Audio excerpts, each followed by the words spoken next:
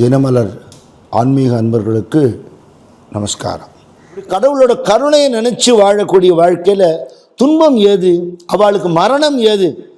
மரணத்துக்கு அப்புறம் சாமானிய ஜீவன்கிறது அதோட புண்ணிய பாவத்துக்கு ஏத்தாப்பல லோகங்களுக்கு போறதுன்னு சொல்ற. சாஸ்திரங்கள்ல சொல்லப்பட்ட விஷயம்தான், புராணங்கள்ல சொல்லப்பட்ட விஷயம்தான். அழிய போறது எது அப்படின்னா சரீரம் தான். கீதையில அர்ஜுனன்ட்ட சொல்றார் பகவான், எதுக்காக நீ வாழலாம், செத்து போயிடுவான்னு அழறியே? ஆத்மஸ்வரூபமா பார்த்தா யாருக்குமே மரணம் இல்லை. சரீரம்னு பார்த்தா யுத்தம் இல்லாட்டாலும் அவன் செத்து தான் போப்புறா, நீயும் செத்து தான் போப்புற. இதுக்கு முன்னாடி எத்தனையோ பிறவிகள் நானும் எடுத்துட்டேன், நீயும் எடுத்துட்ட. எனக்கு தெரியும், உனக்கு தெரியாது, அதான் வித்தியாசம். நான் வந்துட்டே இருக்கேன், அவதாரமா வந்துட்டு இருக்கேன், நீ ஜென்மாவா பிறந்துட்டே இருக்க. அப்ப என்ன வித்தியாசம்? ஆசா பாசங்களுக்குள்ள மாட்டின்ற ஜீவன் அந்த ஆசை தீர்றதுக்கு முன்னாடி மறிக்கும் பொழுது அதுக்கு ஒரு பிறவி எடுக்கும்படி நேர்றது. சுவாமி சொல்றார் கீதையில, வஸ்திரம் மாத்திக்கிறாப்பலேங்கிறார். எவ்வளவு பிரமாதமா இருந்தா கூட, ஃபர்ஸ்ட் கிளாஸ் பெர்ஃப்யூம் போட்டு இருந்தா கூட 2 நாளைக்கு இந்த ட்ரெஸ் போட்டுக்கிறேன்னு சொல்ல முடியுமா நம்மளால? மெட்ராஸ்ல அடிக்கிற வெயிலுக்கு காத்தால ஒரு ட்ரெஸ், சார்ந்த ஒரு ட்ரெஸ் தேவைப்படுறது. வஸ்திரம் மாத்திக்கிற, ஆள் மாறல. இன்னொரு உதாரணமும் தரார். குழந்தையிலேருந்து வயசானவன் வரல உண்டான காலங்களை சொல்றார் கிருஷ்ணர். முதல்ல வஸ்திரம் மாறிடுத்து, ஆள் மாறல. அடுத்த உதாரணத்துல உருவ தோற்றமே மாறிடுத்த. குழந்தையா இருந்த தோற்றம் சிறுவனுக்கு இல்லை, சிறுவனோட தோற்றம் இளைஞனுக்கு இல்லை, இளைஞனோட தோற்றம் நடு வயசுல இருக்கிறவனுக்கு இல்லை, அந்த தோற்றம் கிழவனுக்கு இல்லை. செத்து போன போது அதுக்கப்புறம் பிணமாகி சாம்பர் ஆயிடுறது, தோற்றம் பூரா மாறிடுறது, பேரும் மாறிடுறது. அந்தந்த காலகட்டத்துக்கு ஏத்தாப்புல உறவுகள்னாலேயோ குழந்தைங்கிற பேரு, இளைஞன் அப்படின்னு சொல்றா, அப்புறம் இன்னார்னு சொல்றா, அப்புறம் அவன் கழவன்கிறா, அப்புறம் பொணம்ங்கிறா, அப்புறம் சாம்பல்ங்கிறா, பேரும் மாறுறது, உருவமும் மாறுறது. ஆனா இத்தனையும் மாறும்போது எது மாறலை அப்படின்னா, உயிர் போடுற மட்டும் அந்த ஜீவன்கிறது மாறலை. வெளியிலேருந்து பார்க்குறவாளுக்கு நம்மளை யாருன்னு தெரியாமல் இருக்கலாம், நம்மளை ரொம்ப வருஷம் கழிச்சு பார்க்குறவாளுக்கு நம்மளை தெரியாமல் இருக்கலாம், நமக்கு நம்ம மாறலேன்னு தெரியும் இல்லையா? அது மாதிரி அந்த ஜீவன் இன்னொரு உடம்பு எடுத்துட்டு பூமிக்கு வருதே தவிர அதோட கர்மாவனால. எண்ணெய் இல்லாத விளக்கு எரியாது, எண்ணம் இல்லாத ஜீவன் பிறக்காது.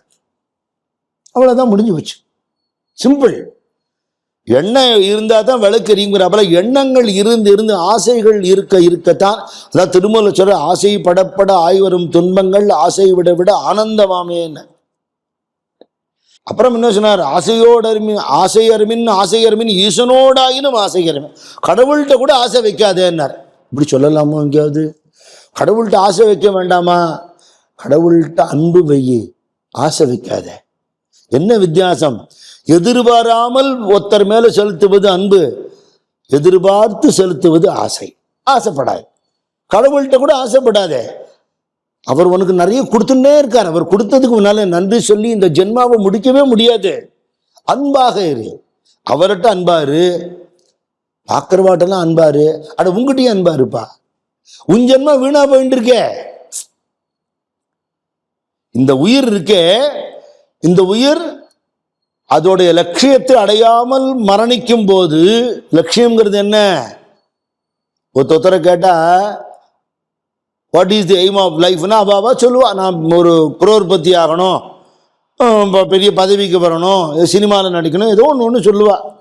மகான்கள் வேதம் சொல்ற லட்சியம் என்ன? ஆகாஷாத் பதித்தம் தோயம் யதா கச்சதி சாகரம் அப்படிங்கிறாப்புல, விண்ணிலிருந்து பெறப்பட்ட நீர் மண்ணுக்கு வந்து திரும்பியும் விண்ணுக்கு போவது.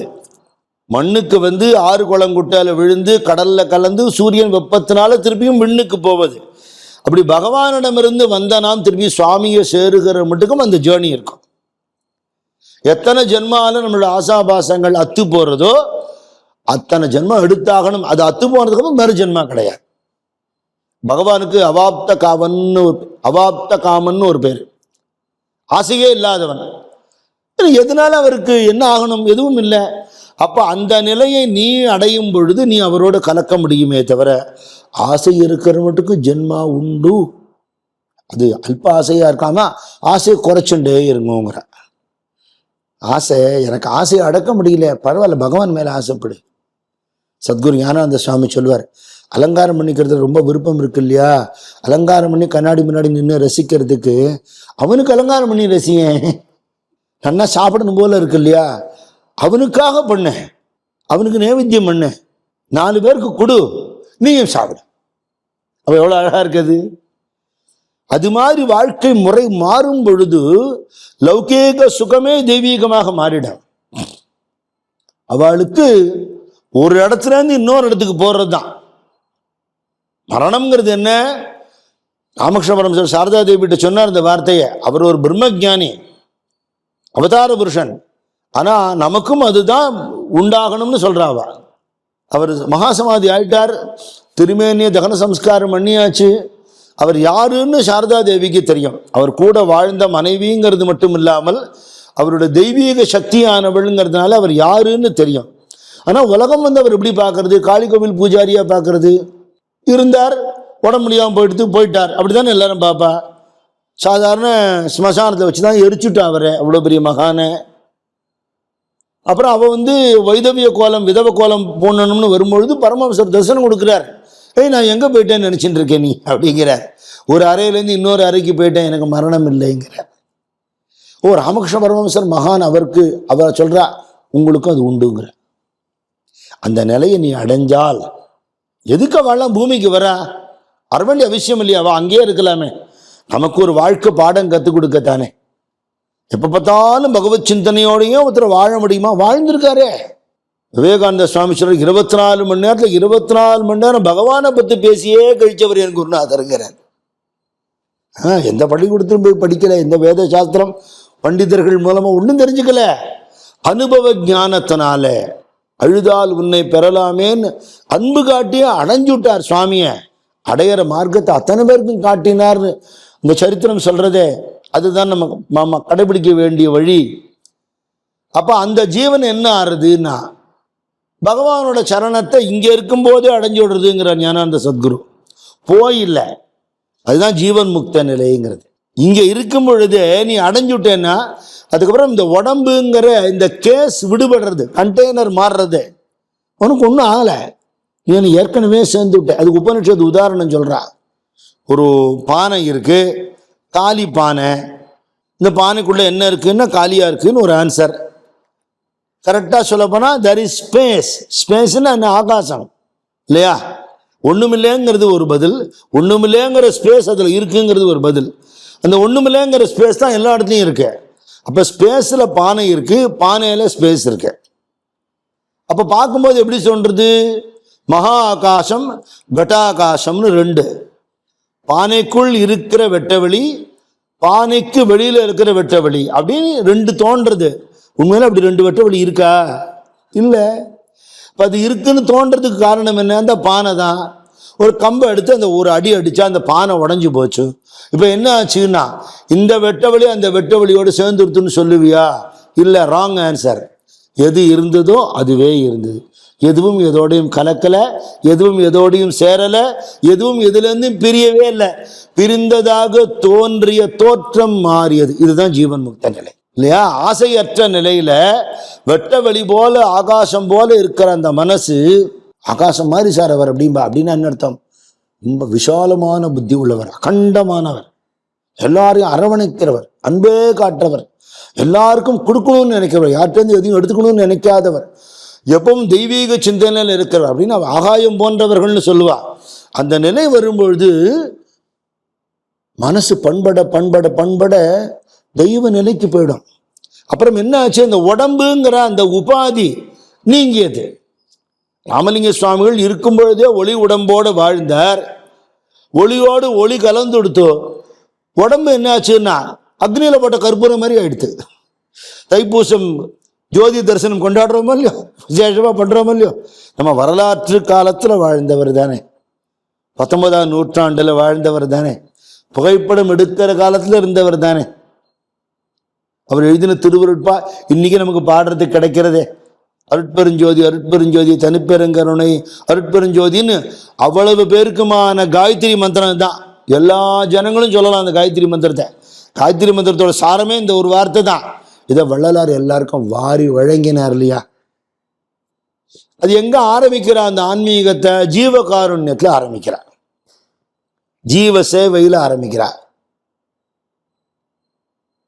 இருக்கிறது ஒரே ஒரு சத் விஷயம், வஸ்து.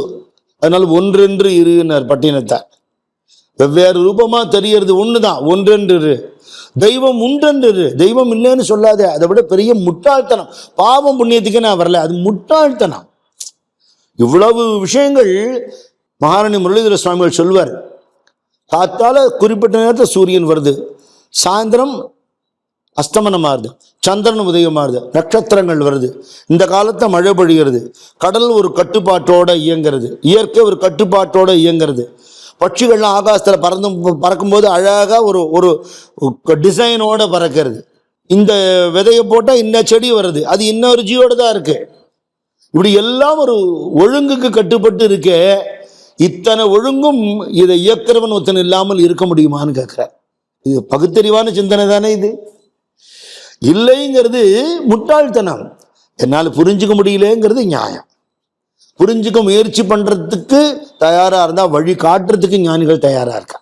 இப்போ நான் செத்த உடனே எங்க போவேன், எனக்கு கர்மா ஒழுங்கா நடக்கணுமேன்னா பரிகாசமா நான் ஒருத்தர்கிட்ட சொன்னேன், பசங்களை படிக்க வைக்கிறோம், சம்பாதிச்சு அவள் நம்மளை காப்பாற்றணும்னு நினைக்கிறோம். ஆனால் அவள் எந்த ஊரில் போய் செட்டிலாக போகிறாளோ, அவள் வாழ்க்கை எப்படி மாற போகிறதோ, அவள் வாழ்க்கை துணையாக இருக்கிறவா அவள் எப்படி டைரக்ட் பண்ண போகிறாளோ, அவள் கடைசி மட்டும் நம்மளோட இருப்பாளோன்னு தெரியாதுங்கிறது நிதர்சனம். பிரின்சிபிள் என்ன? அப்பா அம்மா குழந்தைகளை காப்பாற்றணும், குழந்தைகளை அப்பா அம்மாவை காப்பாற்றணும். பிரின்சிபிள், யதார்த்தம் அப்படி 100% இல்லை. அப்போ இவன் என்ன பண்ணுறா? அவளுக்கு பண்ணுறது பண்ணிட்டோ, ரிட்டையர் ஆனதுக்கப்புறம் அவள் கஷ்டப்படாமல் இருக்கிறதுக்கு ஏதோ கொஞ்சம் சேர்த்து வச்சுக்கிறா இல்லையா? அதே மாதிரி நீ போனதுக்கு அப்புறமும் எள்ளும் தண்ணியும் இறப்பானா தெரியாது, புண்டை வைப்பானா தெரியாது. அதெல்லாம் பண்ணணுமா? டெஃபினட்டா பண்ணணும். இல்லைன்னா அந்த ஜீவன் அது எப்படி எக்ஸாம்பிள் சொல்றது, அலையுங்கிற. அது எப்படி சொல்றதுன்னா, இந்த கள்ளத்தோணியில ஏறி போற பத்திரா விசா இல்லாம வெளிநாட்டுக்கு மாட்டினா வெளியிலே வர முடியாது, ஜெயிலில் போட்டு விடுவான். எந்த தைரியத்தை நம்பி போறான்னு தெரியல. அங்கே போய் எந்த இடத்துலையும் பிளேஸ்மெண்ட்டும் கிடைக்காது, திருப்பி கண்ட்ரிக்கும் வர முடியாது. அது மாதிரி எத்தனை நியூஸ் நம்ம படிச்சிருக்கோமே. காட்டில் இருந்தா வாழலாம், மறைஞ்சு இருந்தா வாழவும் முடியாமல் சாகவும் முடியாமல் எத்தனையோ பேர் அயல் நாடுகளில் திண்டாடுற வாழை பற்றியெல்லாம் உண்டு. விசா ப்ராப்ளம், இந்த மைக்ரன்ஸ் ப்ராப்ளத்தினால. அதுதான் இந்த கர்மா நடக்காத ஜீவனோட நிலை. கர்மா நடந்தா அந்த ஜீவன் அதோட அடுத்த ஸ்டேஜுக்கு எலிவேட் ஆகிடும். இதெல்லாம் இருக்கான்னு கேட்டா இருக்குங்கிறது ஞானிகளோட வார்த்தை, வேதம் சொல்றது, புராணம் சொல்றது, நாம நம்புறோம், அவ்வளவுதான் விஷயம். நம்பிக்கை இருக்கிறவளுக்கு தான் இந்த பேச்சே தவிர இல்லைங்கிறவன் என்ன பண்ண முடியும்? அவநம்பிக்கை இருக்கிறவன் என்ன சாட்சி இருந்தாலும் நம்ப மாட்டான். நம்பிக்கை இருக்கிறவனுக்கு மகான்கள் ஒரு வார்த்தை சொன்னா போறோம் இல்லையா? பகவத்கீதா நிஜமாவே ஒருத்தர் சொன்னாரா? மகாபாரத யுத்தம் நடந்ததா? ராமாயணம் நடந்ததா? வெட்டி ஆராய்ச்சி. அதுலேருந்து நீ கத்துக்க வேண்டியதை கத்துண்டு உன் வாழ்க்கையை நடத்தப்பா. ராமரு கிருஷ்ணர் எப்படி வாழ்ந்தாலோ என்ன சொன்னாலோ அது உன் லைஃபுக்கு அப்ளை ஆறுதாங்கிறத நீ பார்க்கணுமே தவிர அது வெறும் ஸ்டோரி டெல்லிங் இல்லை, டைம் பாஸ் இல்லை. பெரிய தத்துவம் இருக்கு. அதை கடைபிடிச்சு வாழ்ந்தா நன்னா இருக்க முடியுங்கிறது நமக்கே தெரியுமே இல்லையா? அப்போ அந்த ஜீவன் காலமான பிறகு தனக்கு தன்னுடைய வம்சத்தவர்கள் கர்மா பண்ணும்னு எதிர்பார்க்கிறது. மந்திரபூர்வமா அவ பண்ற கர்மா தான் போய் சேருமே தவிர மந்திரம் இல்லாமல் பண்ற பிண்ட பிரதானம்னு சொல்றோமே அதெல்லாம் போய் சேராது. இப்போ டெக்னாலஜி காலத்தில் இருக்கோம். ஒரு போட்டோ எடுத்துட்டா முன்னாடிலாம் போட்டோ பிரிண்ட் போட்டு தபால் அனுப்புவா இல்லையா? இப்போ போட்டோ எடுத்துட்டு அதை டக்குன்னு செல்போன்ல அனுப்பிச்சுடலாம். நம்ம அது ஒளியாகி அங்கே போய் சேர்றதா இல்லையா? நம்ம பார்க்குறோமோ இல்லையா? ஃபேக்ஸ் வந்த போதுனா நான் ரொம்ப ஆச்சரியப்பட்டேன். அது எப்படி ஒரு பேப்பர் இப்படி விட்டா அங்கே வருது, அங்கே வந்துடுத்துங்கிறான். அது நான் வேலை பார்த்தது கப்பல் கம்பெனியில், கப்பல் நடு கடலில் போயிட்டு இருக்கோம். ஐயோ ஒயர் கனெக்ஷன் உண்டா? ஒன்றும் கிடையாது. எங்கேயோ பசிபிக் ஓஷனில் இருக்கு, நான் இங்கே அனுப்புகிறேன்னா ஆஸ் வி ஹவ் ரிசீவ்டுன்னு இந்த கேப்டன் இங்கேருந்து ஃபோன் பண்ணுவார். எப்படி நடக்கிறது இல்லை. ஸோ நீ அந்த பிரின்சிபலை பண்ணினா அந்த ஜீவனுக்கு அது போய் சேரும். அது அதோட இருக்கிற நிலையிலேருந்து ஒருபடி மேலே போகும். அல்டிமேட்டா அந்த ஜீவனுக்கு அதோடைய பந்தங்கள்லேருந்து அதோடைய கிளச்சஸ்லேருந்து விடுதலை கிடைக்கணும். அப்படி கிடைக்காத ஜீவன்கள் மேலேயும் நம்ம ரிஷிகளுக்கு என்ன கருணை தெரியுமா? சனாதன தர்மத்தை இப்படிலாம் வெய்யறாளே புரியாம யாரையும் நம்ம துவேஷிக்கல, யாரையும் மட்டமா பேசல. சனாதன தர்மத்தில் அதுக்கெல்லாம் இடமே கிடையாது. அவரவர்கள் கொடுத்த கடமையை செய்யுங்கன்னு சொல்லியிருக்கே தவிர யார் வஸ்தி தாழ்த்தி கிடையாது. அப்படி கர்மா இல்லாமல் செத்து போன ஜீவன்கள், யுத்தத்துல செத்து போனவா, கலவரத்துல செத்து போனவா, அவளுக்கு யார் கர்மா பண்ண போறா? ஒரு தர்ப்பணம் பண்ணும் பொழுதும் கடைசியில ஒரு மந்திரம் வரும். ஏஷான் ந மாதா ந பிதா ந பிராத்தா ந பந்து ந அந்நிய கோத்திரனவா தே சர்வே திருப்தி மாயாந்து மயோ திருஷ்டைஹி குஷோதகைன்னு அந்த தர்பையை பிடிச்சுண்டு எள்ளும் தண்ணியும், யார் என் குடும்பத்தில் பிறக்கலையோ, எனக்கு அம்மா இல்லையோ, அப்பா இல்லையோ, சகோதரன் இல்லையோ, என் வரவு இல்லையோ, என் கோத்திரம் இல்லையோ, யாரோ எவனோ எந்த ஜீவனோ நல்ல கதி கிடைக்காமல் செத்து போன அத்தனை ஜீவனும் நல்ல கதி அடையணும்னு சொல்லி தர்ப்பணம் பண்றது நம்ம சனாதன தர்மத்தில் இருக்கு. எவ்வளவு பெருமையான விஷயம் இல்லையா? மாலையை தர்ப்பணம் பண்ணும்போது இல்லாம நம்ம சொல்றோம். அதெல்லாம் எந்த ஒரு ஜீவனும் காசியில கயா சிராதம் பண்ணி பிண்டம் போடுறத, வீட்டில் இருக்கிற செல்ல பிராணி செத்து போனா கூட அதுக்கு பிண்டம் வைக்கிறது உண்டு. நம்ம கூட பழகின ஒருத்தர், அவருக்கு நல்ல கதி கிடைக்கணும். ஏன்னா அந்த பந்தப்பட்டிருக்கிற ஜீவன் எதனால பந்தப்பட்டிருக்கு? ஆசாபாசங்களால பந்தப்பட்டிருக்கு. கடைசி நேரத்தில் நீ என்ன நினைக்கிறியோ அதுதான் உன்னோட மறுஜென்மாவை தீர்மானம் பண்றதுன்னு மகான்கள் சொல்றா. கடைசி நேரத்தில் பகவான் நினைச்சு விட்டா சாமிகிட்ட போயிடலாம். அது அவ்வளவு சுலபமா இல்லை. பிராணம் போறதுன்னு தெரிய நேரத்தில் ஐயோ பாதாம் அல்வா சாப்பிட்றாம செத்து போறோமேன்னு தோணி போயிடுவோம். கிருபானந்த வாரியார் ஒரு கதை சொல்லுவார். ஒருத்தன் வாழ்க்கையில கடவுள் பக்தியே இல்லாம இஷ்டத்துக்கு தின்னு தூங்கி கழிச்சு விட்டான். எங்கேயோ உபன்யாசம் கேட்டான். அவர் சொன்ன கடைசி நேரத்தில் கடவுளுடைய பேரை சொன்னா நீ அந்த கடவுளோட லோகத்துக்கு போயிடுவேன்னு சொன்னாராம். உடனே என்ன பண்ணானா, எல்லா சாமி பிள்ளையார்லேருந்து பிள்ளையார், முருகன், சிவன், பெருமாள் எல்லாம் பெரிய பெரிய படமா வாங்கி ஃப்ரேம் பண்ணி வீட்டில் மாட்டினானா. பசங்க கேட்டாலாம், என்னப்பா திடீர்னு உனக்கு பக்தி வந்துடுத்துனாலாம். இல்லடா எப்போ சாவோன்னு தெரியாது, ஒருத்தர் கதையில பயமுறுத்தி விட்டாரு நம்மள. பிராணம் போகிற தருவாயில எனக்கு மூச்சு இழுக்கிறது வச்சுக்கோ, டாக்டர் சொல்லிடுவார் தாங்க மாட்டார் இவருன்னு. அப்போ நான் கடைசியா என்ன வார்த்தை சொல்றேனோ அதுக்கேற்ற மாதிரி நீ ஒரு அந்த சாமி படத்தை கொண்டு வந்து நிறுத்தினா அந்த பேரை நான் சொல்லி தப்பிச்சிருவேன், அந்த லோகத்துக்கு போயிடுவேன். என்ன அநியாயம் இது? சாமியை ஏமாற்ற முடியுமா? அதே மாதிரி இந்த கிளாஸ் டே வந்துடுத்தோம்.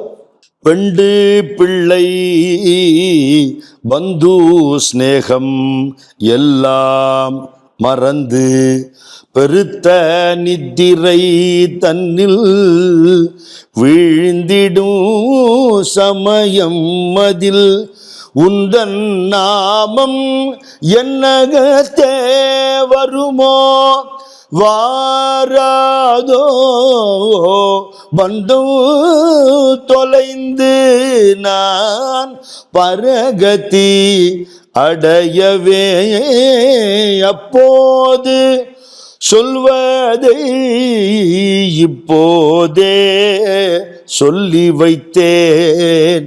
ஹரஹர சிவ சிவ என்னும் நின்னாமும் அதை இப்போதே சொல்லி வைத்தே.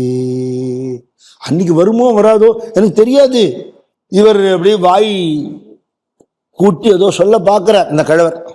பசங்கள்லாம் ரெடியா இருக்கான், எல்லா படமும் காட்டின உடனே எடுத்துன்னு வந்துடலாம். மூ மூ அப்படின்னாரு. முருகாங்கிற அவர் எடுத்துன்னு வா, பெரிய முருகனுக்கு வந்து காமிச்சான். கண்ணு பார்க்கறது மைண்ட் அதில் போல சாக போறோன்னு தெரிஞ்சு போயிடுத்து. முருகலா ஒரு தோசை வேணும்னு நான் செத்து போயிட்டானா. வாரியார் சுவாமிகள் சொல்ற கதை இது.